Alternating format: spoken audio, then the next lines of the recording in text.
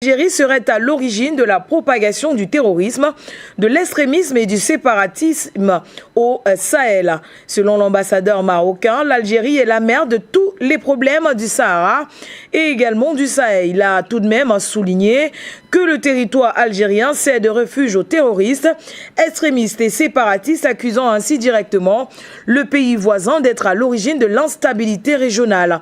L'Algérie doit cesser son ingérence dans les affaires intérieures des pays de la région et respecter leurs choix politiques, a ajouté donc le diplomate marocain. A noté que le 28 septembre, toujours à l'ONU, le vice-premier ministre malien Abdoulaye Maïga avait déjà dressé un tableau de relations tendues entre les pays du Sahel et l'Algérie. Et voilà donc ce soir, nous parlons du terrorisme dans le Sahel avec Poutem. Pourquoi le Maroc accuse l'Algérie? On se retrouve dans quelques instants.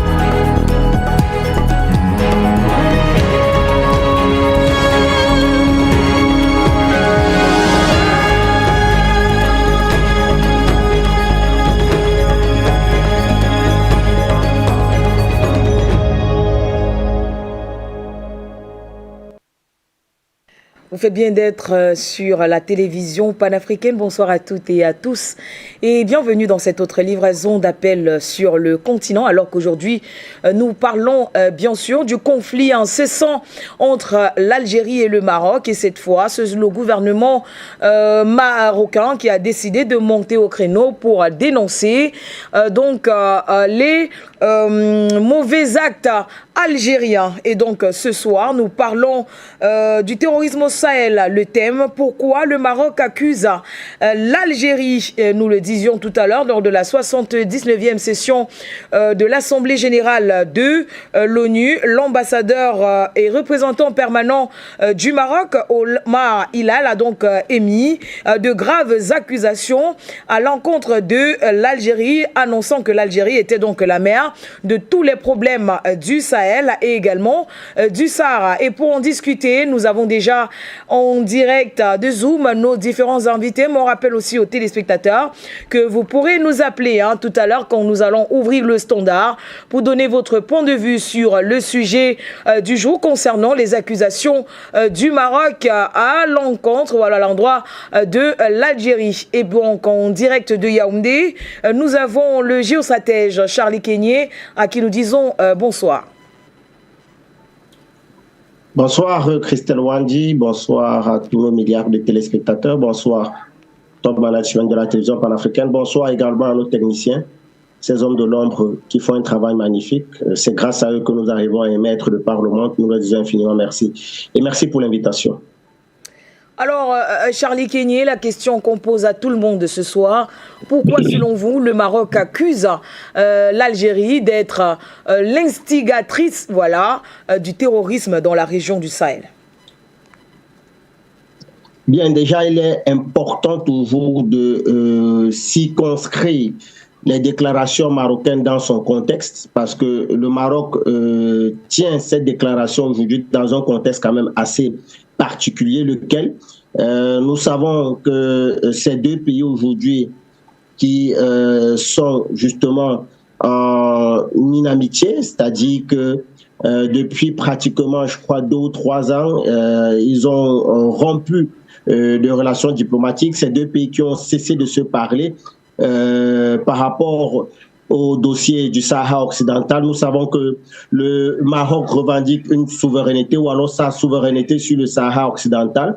Et de l'autre côté, l'Algérie soutient le mouvement indépendantiste à l'intérieur du Sahara occidental qui sont reconnus sous l'appellation du Front Polisario.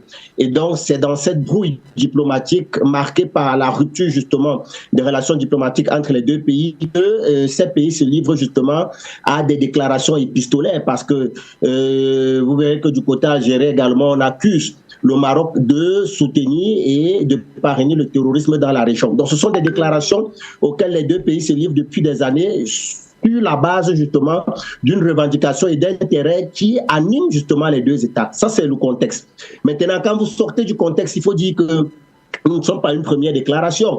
Il y a de cela encore quelques années, vous aviez le patron du contre-terrorisme marocain qui, à Mondovision, rappelait que le sud-est de l'Algérie était le fief par excellence d'Al-Qaïda au Maghreb islamique, entendu par là par AQMI.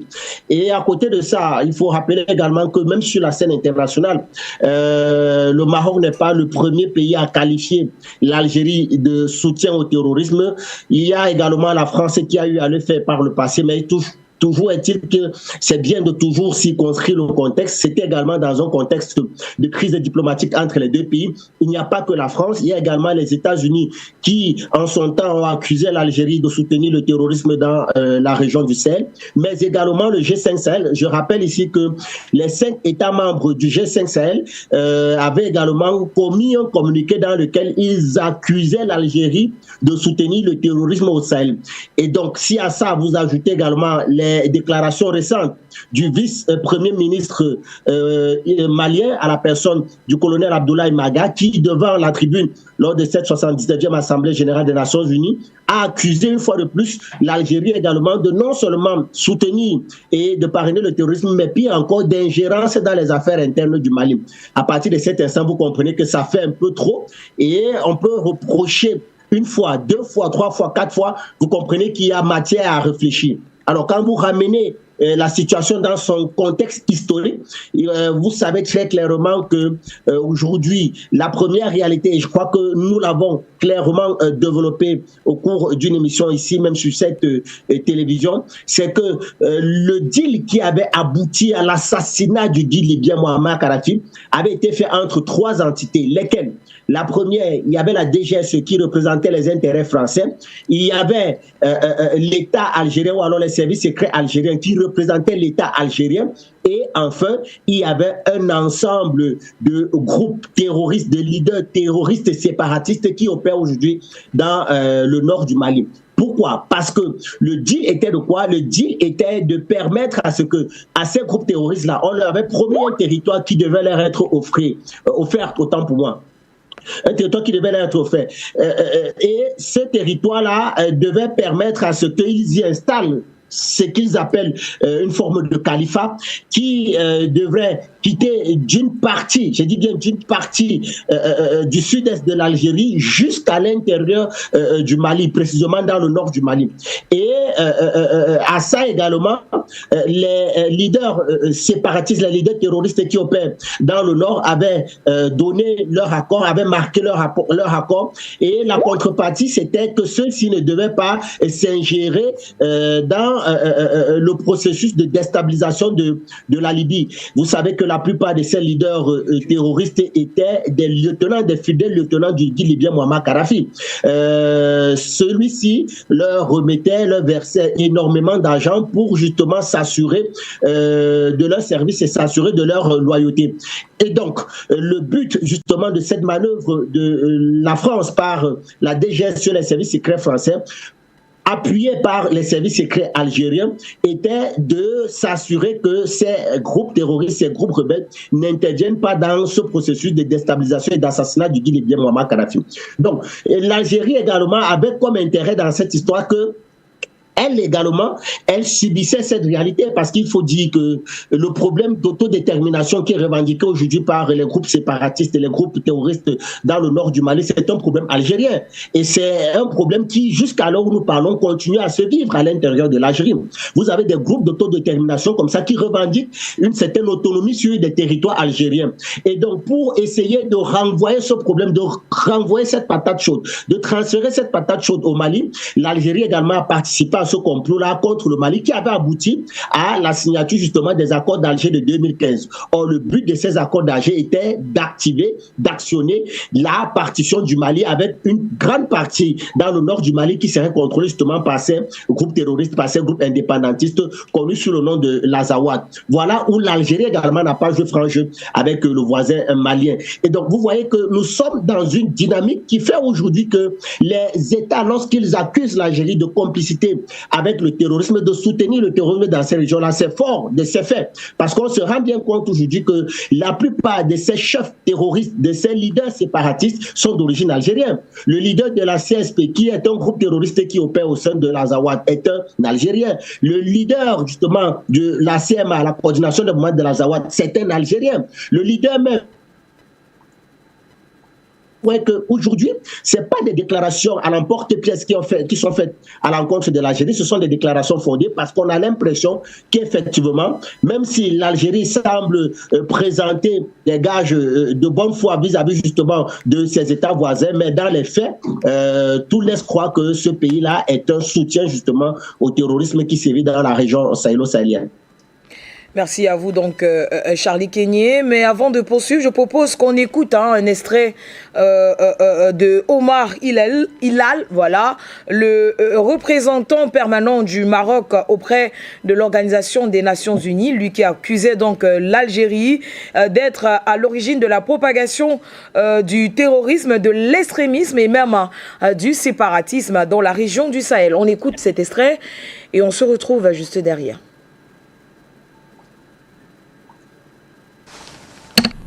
Je donne la parole au représentant du Maroc. Merci, Monsieur le Président. Monsieur le Président, s'il y a un exercice que j'aborde le plus dans cette salle, c'est celui d'user de mon droit de réponse, particulièrement quand il s'agit d'un pays frère, d'un pays voisin. Mais comme on ne peut pas changer de voisin, on ne peut pas non plus rester sans réponse à des affirmations et à des contre-vérités. C'est pourquoi j'ai demandé ce droit de réponse pour corriger 3 contre-vérités et faire un commentaire. Son Excellence, le ministre des Affaires étrangères de l'Algérie, a déclaré ce matin que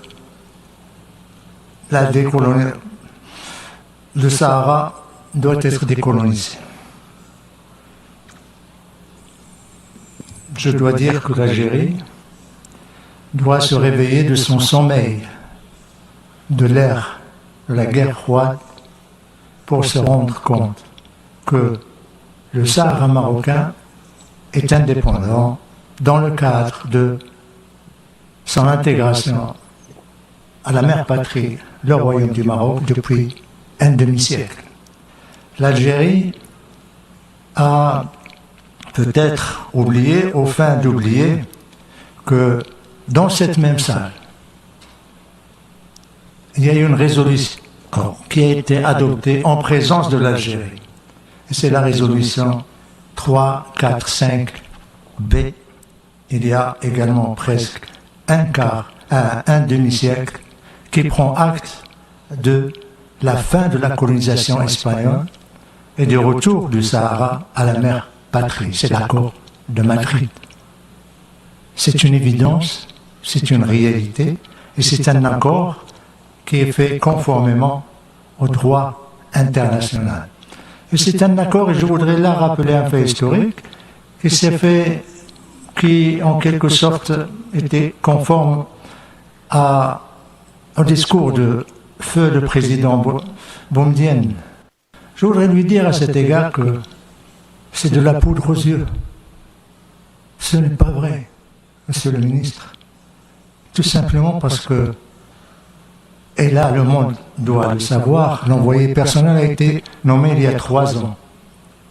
Pourquoi il n'y a pas eu une seule réunion, ici ou ailleurs? Tout simplement parce que l'Algérie refuse de reprendre sa place autour de la table de négociation. L'Algérie s'oppose à la relance du processus politique.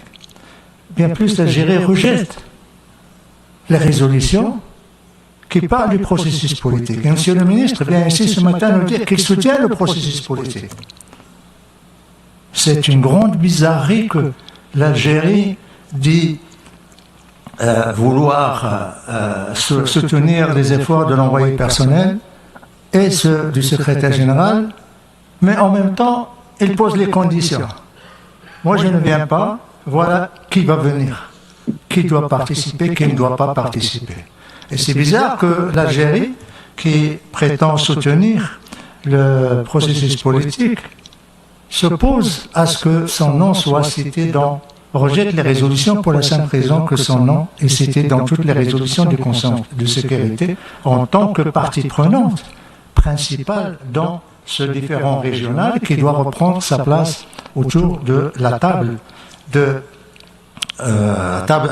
tables rondes. Nous espérons qu'un adage qui dit « Il n'y a pas pire qu'un aveugle qui ne veut pas voir ». Quelle réalité le Maroc change ou falsifie? Nous ne falsifions rien, nous faisons tout en plein jour. Et nous le faisons avec la communauté internationale. Nous le faisons ici, dans cette salle. Nous le faisons avec les pays amis. Et je voudrais dire à la délégation algérienne et à son Excellence le ministre des Affaires étrangères qu'il y a d'autres vérités que l'Algérie refuse de reconnaître, refuse de voir. C'est que 109 pays de la communauté internationale qui l'interpellent soutiennent l'initiative d'autonomie marocaine, dont 19 sont membres de l'Union européenne, et non des moindres. La France, l'Espagne, l'Allemagne, Danemark, Slovénie, Finlande, rien que c'est immuable. Troisième vérité que la délégation algérienne feint d'ignorer, c'est qu'il y a 29 consulats qui ont été ouverts au Sahara marocain. Le 30e est en cours, sera bientôt ouvert, et on aura d'autres. J'espère que la délégation algérienne changera de lunettes pour pouvoir voir enfin la réalité de ce qui se passe au Sahara marocain. Autre réalité, le développement économique que l'Algérie ne veut pas voir au Sahara marocain. Les autoroutes, le pont le plus long en Afrique.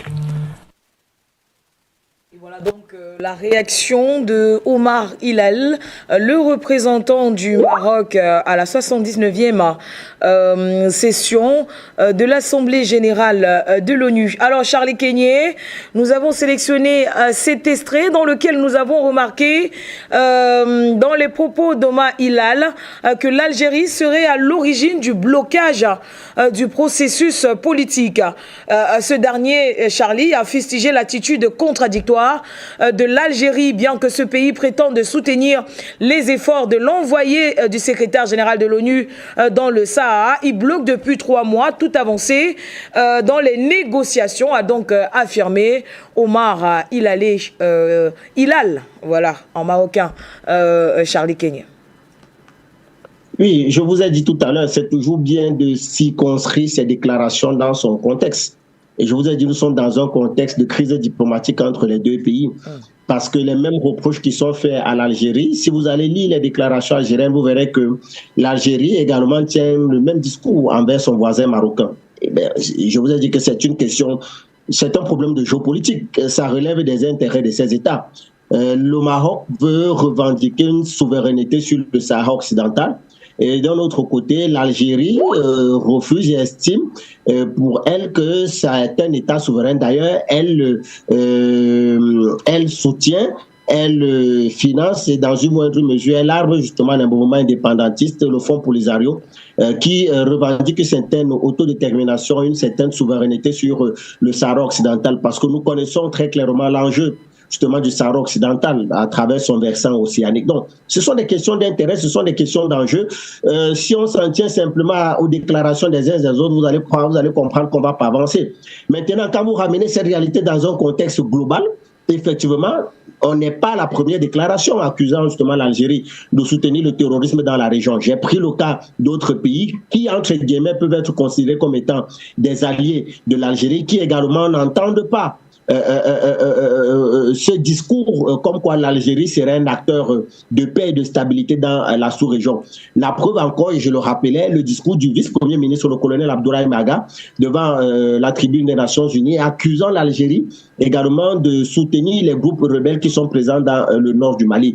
Et ça s'explique parce que je dis encore, si l'Algérie voulait faire preuve de bonne foi, je crois qu'il y a des opérations militaires qui sont actuellement menées au niveau de la frontière algérienne, dans la localité de Tinzaouaten, par les FAMA, les forces armées maliennes et leurs alliés russes. L'Algérie aurait pu faire montre de bonne foi, simplement en massant ses effectifs à la frontière avec son voisin Mali, pour justement essayer de contenir ces groupes rebelles-là, ces groupes terroristes-là, de nature à les empêcher à se servir justement de l'Algérie comme base arrière pour venir attaquer le Mali. Sauf que cela n'est pas le cas. Au contraire, on a même vu l'Algérie menacer le Mali, alors que le Mali agit sur son territoire. C'est-à-dire que voilà une armée qui agit dans le cadre justement du respect de sa souveraineté, du respect de l'intégrité de son territoire, et le voisin se sent menacé, au point même de se sentir gêné.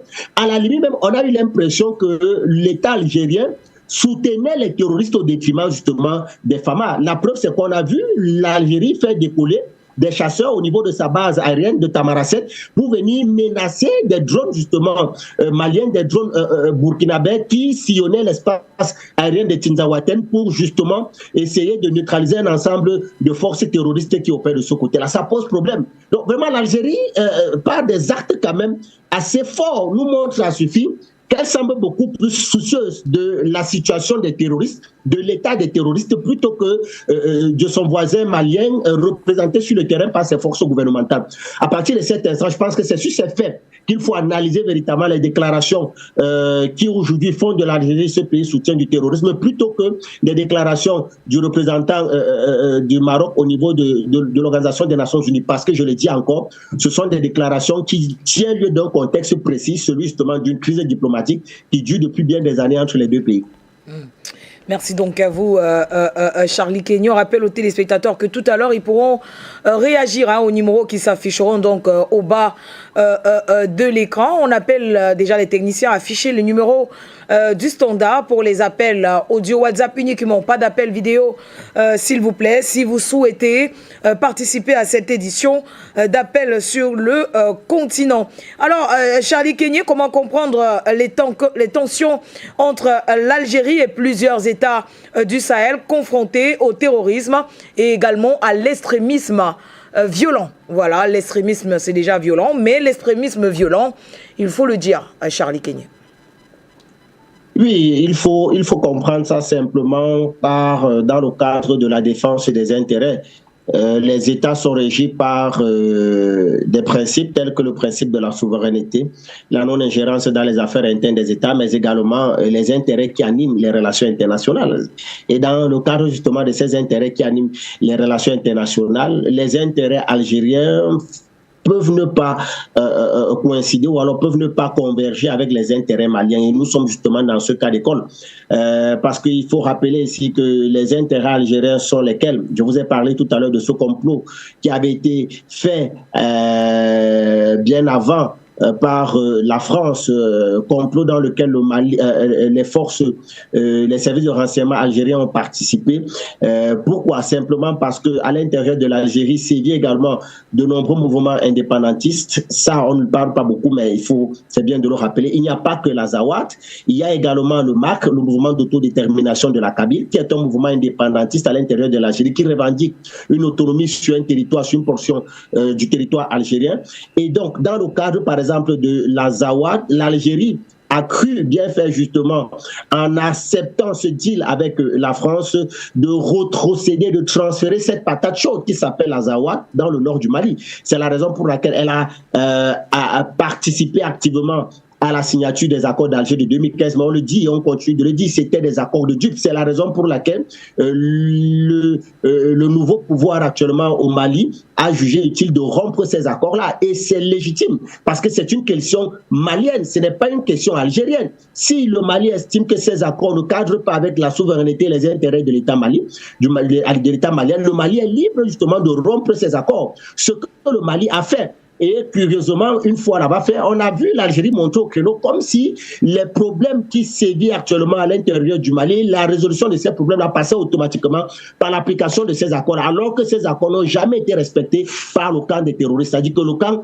justement, des groupes terroristes, ils n'ont jamais respecté ces accords-là. Et donc, le Mali a jugé utile d'en sortir, mais l'Algérie a pris cela comme un problème. Alors que une deuxième réalité de ce conflit, c'est que vous allez vous rendre compte que la plupart des chefs terroristes aujourd'hui qui opèrent dans le nord du Mali et qui revendiquent une autodétermination dans cette partie-là, qui revendiquent l'indépendance de ce territoire malien, c'est important, de ce territoire malien, la plupart de ces chefs leaders sont de nationalité algérienne. Donc voilà des gens qui sont de nationalité, qui ont la citoyenneté algérienne, mais qui viennent revendiquer justement l'autonomie sur un territoire qui, véritablement, non seulement ne les appartient pas, mais dont ils ne sont pas fils et filles. À partir de cet instant, vous comprenez que nous sommes véritablement dans un jeu de dames où l'Algérie semble prendre le voisin malien comme étant un idiot, semble croire que nous les Africains, nous sommes des idiots, et avance doucement ses pions, mais sans véritablement juger, peser les conséquences de ses actions. Aujourd'hui, si l'Algérie veut faire preuve de bonne foi, la première des choses que l'Algérie doit faire, c'est déjà de s'assurer que son territoire ne serve plus de base arrière par les terroristes pour venir déstabiliser le Mali. Ça, c'est un. De deux, l'Algérie doit s'assurer que dans le cadre justement d'une riposte commune avec le voisin malien, que ceux-ci mettent en place des mécanismes au niveau de la frontière pour s'assurer véritablement de la bonne circulation, mais également du fait qu'il n'y aurait plus de bandes armées ou alors de groupes terroristes qui vont se servir de cette frontière-là pour pouvoir opérations de prélèvement de nature financière, les opérations sur le terrain.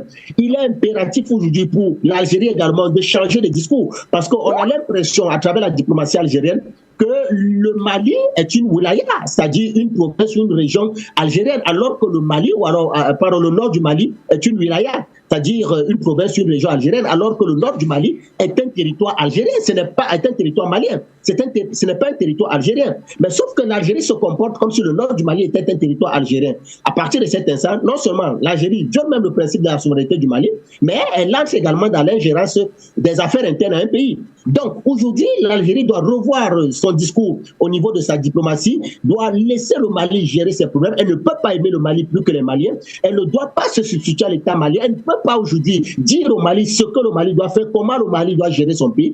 Et encore moins, elle ne doit pas interdire à l'armée malienne de faire justement les missions qui lui sont régaliennes, à savoir défendre l'intégrité de son territoire, restituer l'intégrité de son territoire. Donc, l'Algérie passe aujourd'hui par beaucoup de mots qui font en sorte que véritablement, je dis bien véritablement, ce pays, tristement, serait un soutien aux groupes terroristes qui opèrent dans la région du Sahel. Charlie Kenyon, on va dire que en ce qui concerne l'instabilité dans la région sahélienne, Omar Hilal a également pointé du doigt l'Algérie qui joue un rôle prépondérant dans l'instabilité dans la dite région du Sahel. Pour ce dernier, lors de son discours ou alors son allocution durant la 79e session de l'Organisation des Nations Unies, il a affirmé qu'il y a une menace terroriste, qu'il y a une menace extrémiste, il y a une menace séparatiste et tout ça à cause de l'Algérie. Et aussi, il a dit que c'est sur le territoire algérien que se réfugient les terroristes, les extrémistes et également les séparatistes de la région. Alors, Charlie Kenyon, on va poser la question. L'Algérie, selon vous, c'est-elle de base arrière aux terroristes qui sévissent dans de nombreux pays du Sahel? Très certainement oui. Très certainement oui, parce que il faut dire ici qu'après les batailles, par exemple, de Kidal, la bataille de Mourdia, la bataille d'Aguelok et récemment encore la bataille de Tin, a vu des colonnes de blindés, des groupes terroristes entrer en Algérie, mais également en Mauritanie. Il n'y a pas que l'Algérie. Aujourd'hui, l'Algérie et la Mauritanie servent de base arrière, servent de point de repli pour les groupes terroristes qui déstabilisent l'AES. C'est une réalité. Et donc, si l'Algérie voulait faire preuve justement de bonne foi, elle aurait commencé déjà par empêcher que son pays ne serve de base arrière à ces groupes armés. Il faut également préciser que ce n'est pas une première. Je vous rappelais ici les déclarations du patron du contre-terrorisme marocain qui rappelait que le sud-est de l'Algérie était le fief par excellence d'AQMI, Al-Qaïda au Maghreb islamique.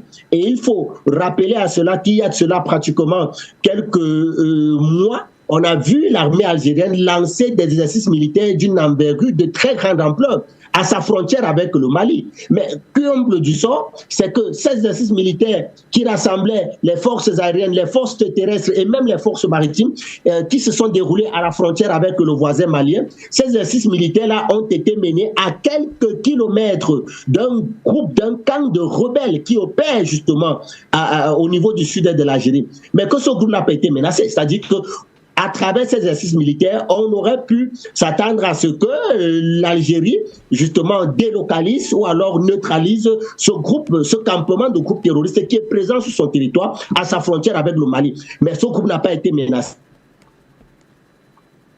de grande ampleur en utilisant des armes et des munitions réelles, mais sans inquiéter justement ce camp militaire. Et ça pose problème. Donc, je pense que très clairement, ces pays, il n'y a pas que l'Algérie, il y a également la Mauritanie.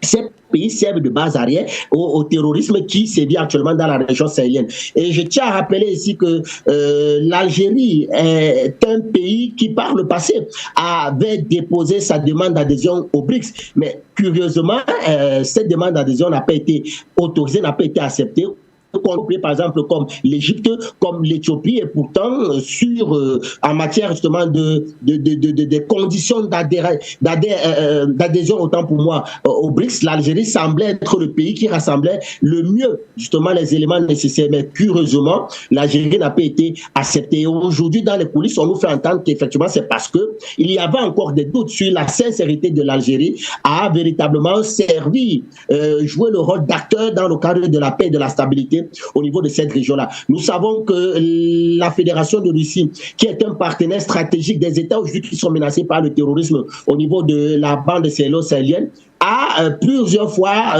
fait savoir à l'Algérie également de présenter des gages de sincérité à ces États-là, chose que jusqu'aujourd'hui l'Algérie ne l'a pas fait. Et quand vous regardez même les déclarations au niveau même de l'Algérie, vous allez voir qu'il y a des officiels là-bas qui disent aujourd'hui comme quoi l'adhésion justement au BRICS n'est pas une priorité pour l'Algérie, quoique cela s'oppose à certaines voix qui pensent qu'il est impératif pour l'Algérie de rejoindre les BRICS, mais ce capharnaüm au sein justement de l'établissement politico-administratif, politico-militaire algérien montre ça suffit les divisions en interne qui portée à favoriser l'accès des États du Sahel à l'océan Atlantique, un instrument, on va dire, diplomatique et commercial promu par Abar. Que pensez-vous de cette initiative prônée par le Maroc qui veut favoriser donc l'accès des États du Sahel à l'océan Atlantique, Charlie Kay?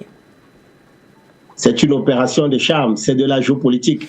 Il faut être très prudent. En réalité, je vous ai dit que ce sont deux pays qui sont en train de s'affronter sous fond de crise diplomatique.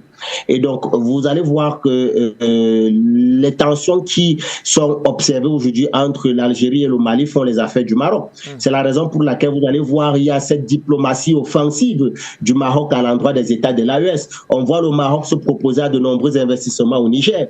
On voit le Maroc se rapprocher du Mali. On voit le Maroc également se rapprocher du Burkina Faso.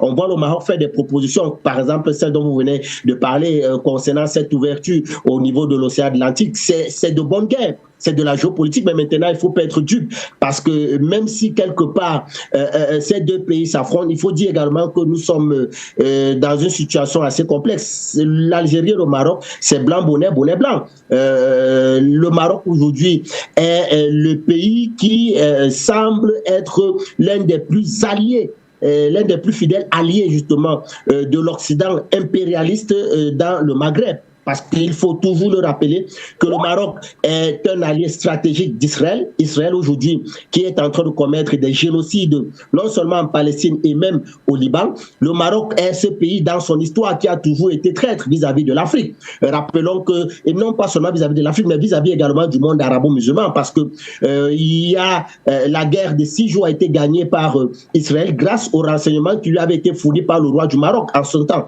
C'est-à-dire que c'est le roi du Maroc lors d'une conférence des chefs d'État de la Ligue arabe qui est entré à l'intérieur de la salle avec des appareils d'enregistrement qui lui avaient été fournis par le Mossad, qui a enregistré les déclarations, la planification des attaques du monde arabe contre l'État d'Israël. C'est ça qui a permis à Israël de gagner la guerre de 6 jours contre l'ensemble du monde arabo-musulman. C'est le Maroc qui a servi justement de traîtrise dans ce jeu-là. Et même envers l'Afrique, le Maroc a toujours été un État traître. Donc, ce n'est pas ces petites agitations, ces petites déclarations qui vont amener les Africains à croire que le Maroc est un État allié. Non, le Maroc profite simplement de cette brouille diplomatique entre l'Algérie, qui est un ennemi du Maroc, et un certain nombre d'États africains pour se mettre en avant. Mais cela ne veut pas dire que le Maroc aujourd'hui est un acteur sérieux avec lequel les Africains devraient compter. Alors, Charlie Kenyé, comment comprendre la réaction du représentant de l'Algérie à l'Assemblée générale de l'ONU, qui affirmait que la région du Sahara doit être décolonisée, et pourtant de l'autre côté, on accuse l'Algérie d'accueillir les terroristes. Charlie Kenyé, est-ce que ça a un sens selon vous? Oui, quand il parle de décolonisation, il faut comprendre, je vous ai dit, en réalité, quand vous regardez la situation, par exemple, dans le Sahara occidental, je tiens à rappeler que les populations du Sahara occidental, majoritairement, ce sont les Noirs, comme les populations du Maghreb, ce sont des Noirs. Mais il y a comme une créolisation de cette race-là par la race blanche. Vous allez voir que quand vous prenez les pays, les autochtones d'Algérie sont des Noirs. Ça, il faut que les gens le savent. Les autochtones de Tunisie sont les Noirs. Le président tunisien Kais Saïd, aujourd'hui, est un descendant d'esclaves noirs. Ses grands-parents étaient des Noirs. Ça, il faut que les gens le savent. La plupart de ces pays qui constituent le Maghreb aujourd'hui sont des États en réalité noirs. Mais on voit très clairement la domination, la prépondérance justement de la race blanche qui gouverne aujourd'hui ces États-là. Et quand vous ramenez le Sahara occidental, on voit clairement comment le Maroc semble vouloir imposer sa politique, sa vision sur le Sahara occidental, qui revendique certaines autonomies, et derrière ils sont soutenus par l'Algérie, mais pas parce que l'Algérie aime le Sahara occidental au Front Polisario, non, parce que l'Algérie également a des intérêts dans la région. Il est question de contrôler ce versant qui jette sur l'océan Atlantique. À côté de ça, il faut aussi comprendre que quand vous regardez la situation par exemple en Mauritanie, qui est un État normalement majoritairement noir, mais on voit que ce sont les Blancs qui ont prédominance sur les Noirs dans ces États-là. Et c'est un État qui continue toujours à pratiquer l'esclavage, je vais dire quoi, noir, je ne voulais pas le dire, mais c'est de l'esclavage noir. Et donc, ce sont des discours qui traduisent la réalité, mais qui ne se font pas avec une volonté manifeste d'apporter un quelconque changement. Non, ce sont des discours qui obéissent à des réalités géopolitiques, à des réalités de positionnement, à des volontés justement de nuire à l'autre sans véritablement aborder la question dans le fond. Et j'insiste encore, nous sommes là en cas de géopolitique, c'est aux Africains de véritablement comprendre les défis et les enjeux qui sont derrière, de nature à mieux se positionner pour défendre leurs intérêts à eux. Mais Charlie Kenyé, Omar Hilal a également accusé l'Algérie de vouloir régionaliser le conflit opposant Rabat à Alger. Comment est-ce que vous comprenez, ou alors comment est-ce que vous pouvez expliquer cela? Je n'ai pas suivi la question. Ouma Hilal, le représentant du Maroc à la 79e session de l'Assemblée générale des Nations Unies, a accusé donc l'Algérie de vouloir régionaliser le conflit l'opposant au Maroc. Que pouvez-vous dire de cette assertion d'Ouma Hilal, qui pense que l'Algérie veut régionaliser le conflit qui les oppose? Bien sûr, il y a une volonté effectivement de régionalisation de ce conflit.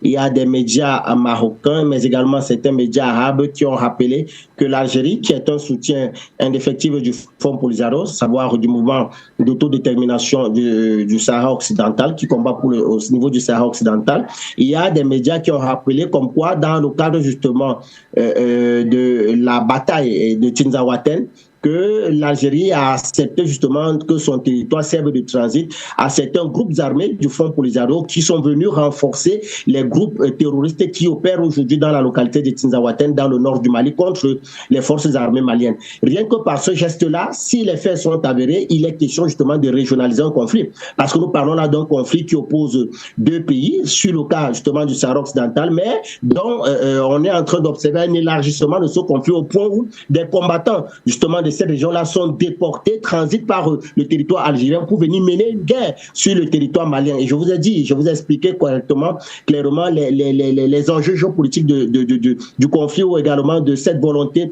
de contrôle du nord du Mali par les groupes terroristes qui sont soutenus par l'Algérie. Donc c'est un cas, c'est un fait justement de régionalisation du conflit. À côté de ça également, il y a des déclarations. Vous allez voir que ce soit au niveau de l'Organisation des Nations Unies ou même et même encore au niveau de la région sahélo-sahélienne, on voit comment l'Algérie veut justement ramener un ensemble de pays africains, de pays occidentaux dans le cadre dans sa cause, dans sa lutte contre le Maroc sur le cas du Sahara occidental. C'est une forme de régionalisation de ce conflit. Il y a des États qui adhèrent, il y en a qui n'y adhèrent pas, mais tout y est que c'est une question de géopolitique. Chacun y va dans le cadre de la défense de ses intérêts. Alors, Charlie Kenyé, comment devraient alors se comporter, par exemple, les pays de l'AES je perds mon latin. Comment devraient se comporter les pays de l'AES dans ce conflit opposant l'Algérie au Maroc? Vous avez dit tout à l'heure que chacun y va de son intérêt. Voilà donc le Maroc qui a invité les pays de l'AES et également le Tchad à un déjeuner leur demandant d'intégrer donc l'océan Atlantique. Alors comment est-ce qu'ils devraient se comporter face à cette situation, notamment le conflit incessant entre l'Algérie et bien sûr le Maroc?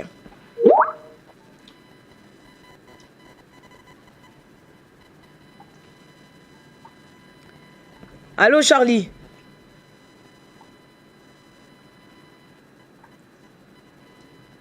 Des soucis donc de liaison avec Charlie Kenyé. On rappelle aux téléspectateurs qu'ils peuvent nous appeler. Ils peuvent nous appeler pour donner leur point de vue sur le sujet du jour concernant le Maroc qui accuse donc l'Algérie d'être à l'origine du terrorisme dans le Sahel. Et donc Omar Hilal, le représentant du Maroc à l'Assemblée générale de l'ONU, a accusé l'Algérie de garder les terroristes sur leur territoire. Et donc, c'est la raison pour laquelle nous sommes là aujourd'hui pour parler de ce conflit entre, bien sûr, l'Algérie et le Maroc. Il a également parlé de la menace terroriste, extrémiste et même séparatiste qui est due donc à cause de l'Algérie. Selon ce dernier, c'est le territoire algérien c'est sur le territoire algérien que se réfugient donc les terroristes, les extrémistes et également les séparatistes dans la région du Sahel. La preuve, selon ce dernier, les événements de Tinzaouaten où les soldats maliens avaient été bien sûr assassinés. Et donc Charlie Kenyé est de retour. Je posais la question de savoir comment est-ce que les membres de l'AES devraient se comporter face à cette situation, notamment le conflit opposant le Maroc à l'Algérie. Charlie Kenyé. Bien, c'est un conflit qui oppose deux pays qui sont souverains. Et donc, les États de l'AES n'ont pas à se mêler de cela. Ça ne les concerne aucunement. Sauf que vous avez reconnu, Charlie Kenyé, que l'Algérie veut régionaliser le conflit. Si on veut régionaliser le conflit, le Mali, qui appartient à l'AES, est concerné. Tout à fait. Si l'Algérie veut régionaliser le conflit, c'est libre à elle de le faire. Mais maintenant, les États de l'AES ont des défis pressants, sur lesquels ils doivent s'appesantir, parmi lesquels justement les conflits, les défis liés à l'insécurité. Et donc, moi je pense que si on part du principe que les États sont souverains, le Mali, depuis qu'elle fait face justement au terrorisme sur son territoire, est resté dans le cadre du respect, non seulement du droit international, mais des prérogatives qui sont liées à sa souveraineté, à savoir restaurer l'intégrité de son territoire. C'est l'Algérie qui n'a fait que s'immiscer dans les affaires internes du Mali. Et donc, moi, je pense que les États de l'AES doivent rester propres à leur démarche, à savoir s'occuper de leurs problèmes et revendiquer au besoin, si à jamais un pays tiers se voulait justement s'ingérer dans leurs affaires internes, et toujours mettre en avant la diplomatie dans le sens de toujours justifier, je dis bien justifier leur action, surtout qu'il s'agisse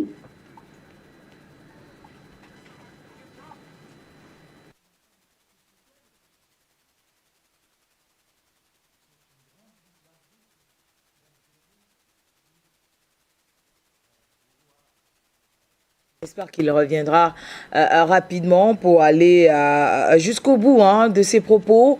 Alors qu'on disait tout à l'heure que l'Algérie était pointée du doigt en ce qui concerne l'instabilité dans la région sahélo-saharienne, puisque Omar Hilal, le représentant du Maroc à l'Assemblée générale de l'ONU, a appelé Alger à cesser donc son ingérence dans les affaires intérieures des pays voisins et également à respecter leur souveraineté politique. Il n'a pas été le seul d'ailleurs à lancer cet appel, puisque lors de cette même 79e session de l'Assemblée générale des Nations Unies, le colonel Abdoulaye Maïga, ministre de l'administration territoriale et de la décentralisation, porte-parole également du gouvernement malien, a exhorté l'Algérie à cesser son ingérence. Et donc selon ce dernier, le responsable malien n'a donc pas hésité à accuser l'Algérie d'héberger les terroristes, alors qu'on nous fait signe qu'il est de retour, Charlie Kenyé. Alors Charlie, vous pouvez poursuivre parce que nous avons été coupés il y a de cela quelques instants. Nous parlions de la posture adoptée par les États membres de l'AES face à cette situation, notamment le conflit opposant le Maroc à l'Algérie.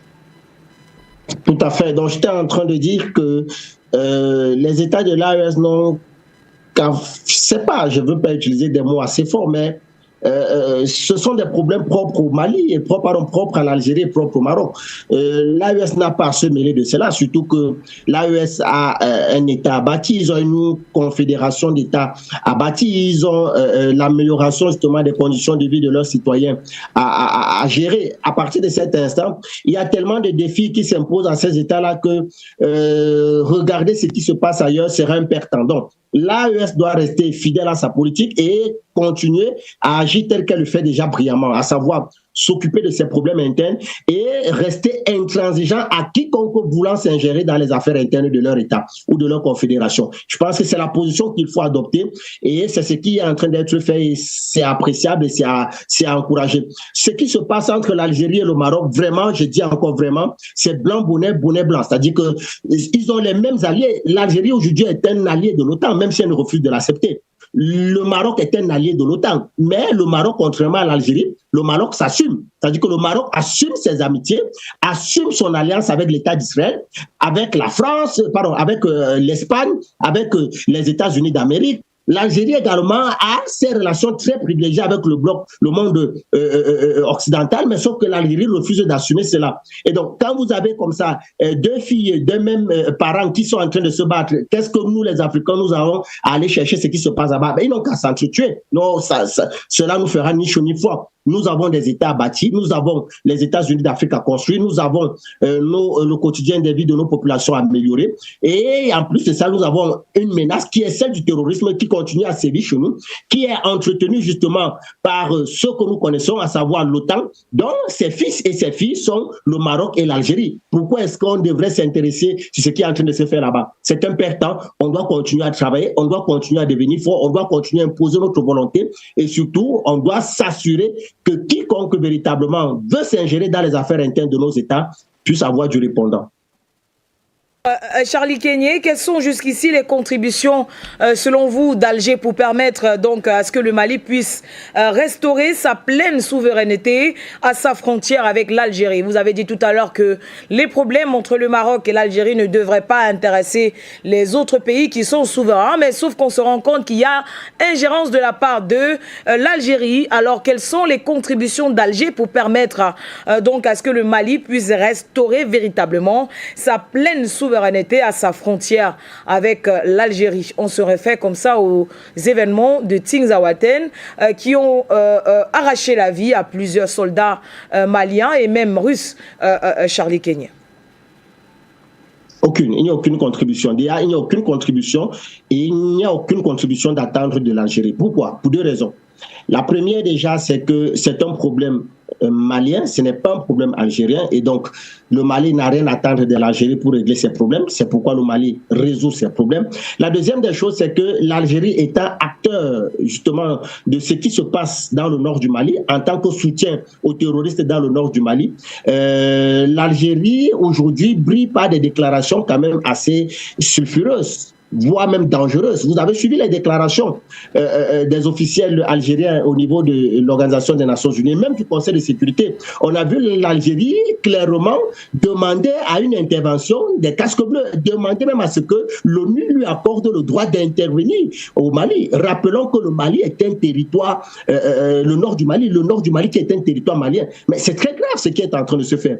Quand un pays va jusqu'à faire de pareilles déclarations, faire de pareilles propositions, mais ce pays est un ennemi. Ça dit qu'aujourd'hui, on ne doit plus passer, on ne doit plus faire comme si on voulait faire semblant. L'Algérie est un ennemi du Mali.